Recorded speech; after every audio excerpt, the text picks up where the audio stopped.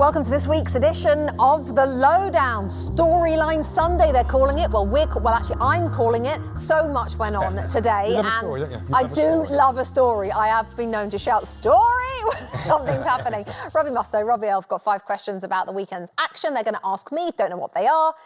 Whistle blows after 30 seconds, no matter what. One of the biggest stories of the weekend. Ruben Amorim, after the game, the defeat for Story. United v Brighton, said, it's possibly the worst Manchester United team in the history. Yeah.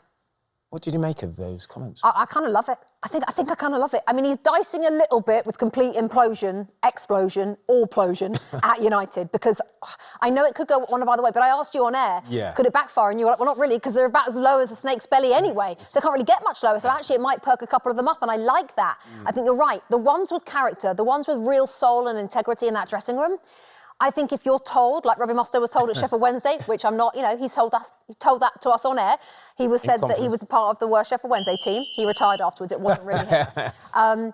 I think that if you've got that integrity, you're like, no, I will not be part of this. So I will no be part worries, of the recovery. Really? Is there anything? Massive worries. What's the benefit of saying it though?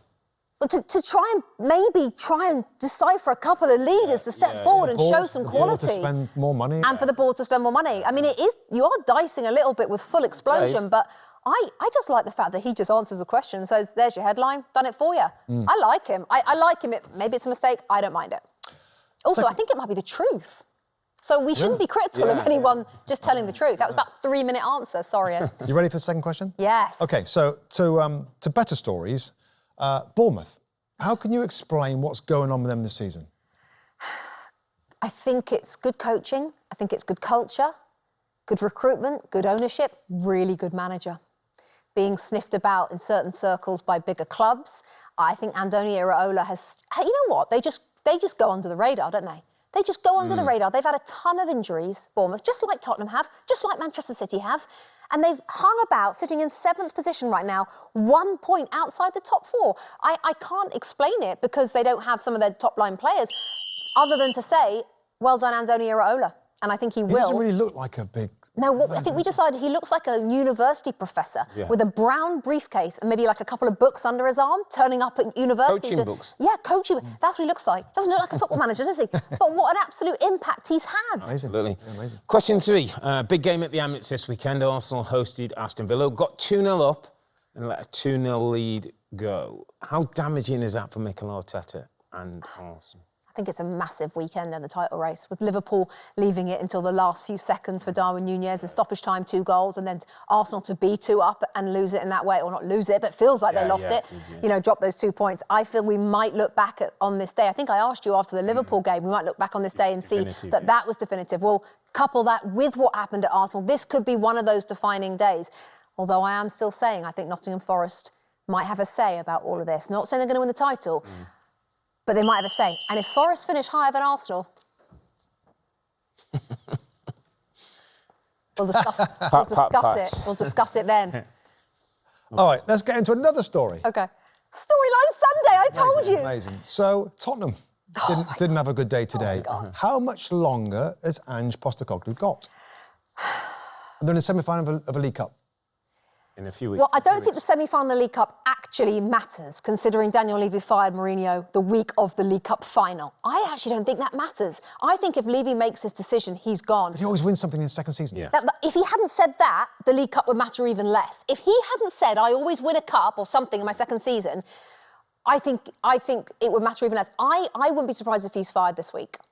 This week, before 5 defeats out of 6. Leicester City's 15th next week. in the Premier League. I'm not sure they even want to get to the Leicester City game, and that would be so toxic, even if they drop points against Leicester, even if they draw against Leicester in another 6-pointer down there for Tottenham. I think that's poor.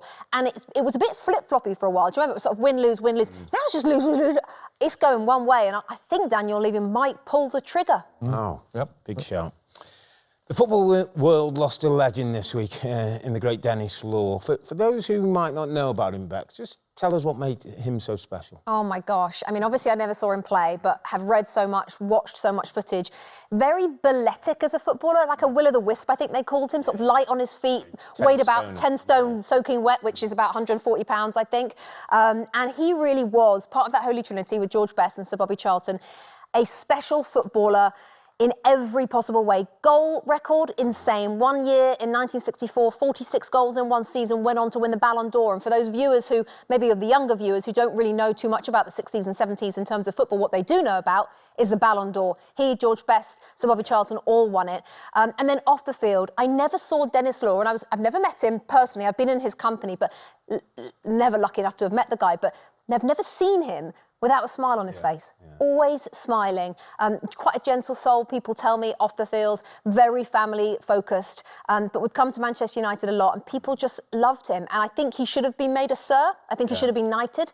I think he should be Sir Denis Law. But he was the king of the Stretford End, the Law man, as they called him. People really loved him, and it's also because that Holy Trinity now, they've all passed away, George Best and Sir Bobby Charlton as well, and I think that gave it extra poignancy today. But you saw the names, the Brian Kidd, Sir Alex Ferguson, Alex Stepney, Paddy Crowand, who were all out on the field at Old Trafford. The whole place just fell silent. It was special today, and we definitely have lost a real good one for certain. Is that it, gentlemen, for this week's edition? Thank you very much indeed. Please make sure you always have a look at the NBC Sports YouTube channel for the two Robbies in action. They're about to record a podcast, actually. That's going to be up shortly. The tactics session's always there, as is Premier League Update, which brings you all the goals from each day in the Premier League, and this show, The Lowe Down, and we'll see you next week.